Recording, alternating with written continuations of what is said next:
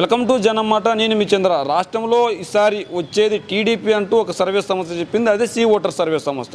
మరి నిజంగానే C voter survey సంస్థ చెప్పినట్లు వైఎస్ఆర్సీపీ ఓడిపోయి టీడీపీ వచ్చే అవకాశాలు ఉన్నాయా? మరి టీడీపీ ఏ ప్రాతిపదికన గెలిచే అవకాశాలు ఉన్నాయి? మరి వైఎస్ఆర్సీపీ ఎందుకు ఓడిపోబోతుంది? ఇదే అంశాల గురించి మనతో పాటు మాట్లాడడానికి వైఎస్ఆర్సీపీ నాయకులు రోజా రాణి గారు. మేడం చెప్పండి, జగన్మోహన్ రెడ్డి గారు వచ్చే ఎన్నికల్లో ఓడిపోబోతున్నారు, వచ్చే ఎన్నికల్లో టీడీపీ జనసేన కూటమి గెలవబోతుందంటూ సి ఓటర్ సర్వే సంస్థ ఒక రిపోర్ట్ ఇచ్చింది. మీరేం చెప్తారు మేడం గారు?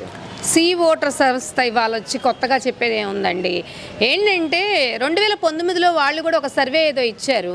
అప్పుడు కూడా మరి టీడీపీకి ఫేవర్గా ఇచ్చారు. కానీ ఏం జరిగింది? అసలు కనీసం అడ్రస్లో ఏమన్నా ఉందా? వాళ్ళు ఇచ్చింది సర్వే కనీసం ఏమాత్రం కొంచెంలో కన్నా కొంచెమన్నా అంటే లైక్ బ్యాలెన్సింగ్గా ఉండాలి కదా.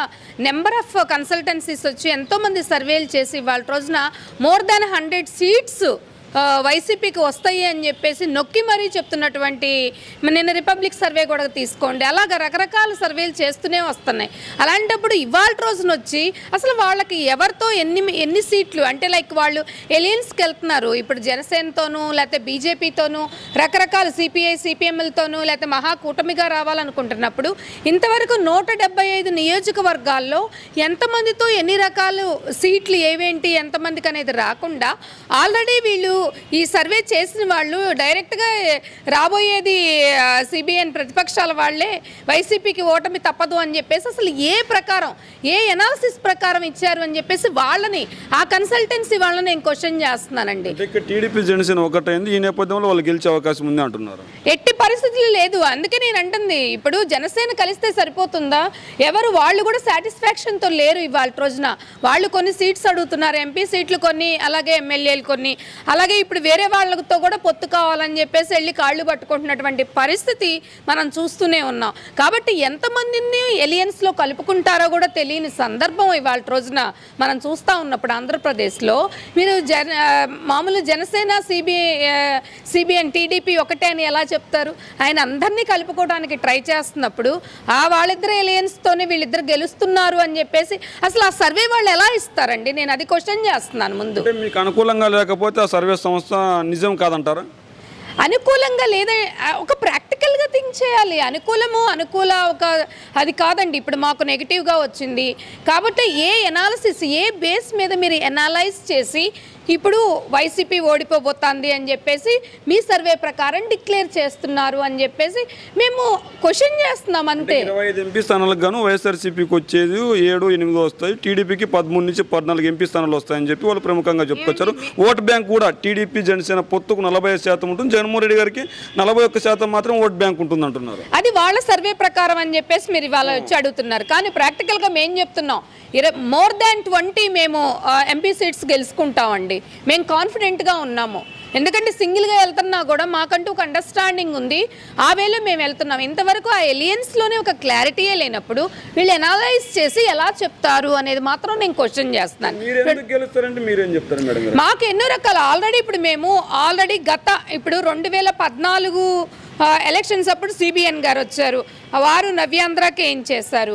అలాగే 2019లో జగనన్న వచ్చారు, ఆయన ప్రాక్టికల్గా అసలు మనం లో బడ్జెట్లో ఉన్నాము, కోవిడ్లో ఉన్నాము, ఇవన్నీ కూడా ఫేస్ చేసుకుంటూ ఎలాంటి ఇంప్రూవ్మెంట్స్ మనము బెటర్గా చేసుకోగలిగాము గత 5 సంవత్సరాలుగా అనేది ప్రతి ఒక్కళ్ళు కూడా రాష్ట్రంలో ఉన్నటువంటి ప్రజలందరూ కూడా ఇవాళ రోజున థింక్ చేసినటువంటి సందర్భము.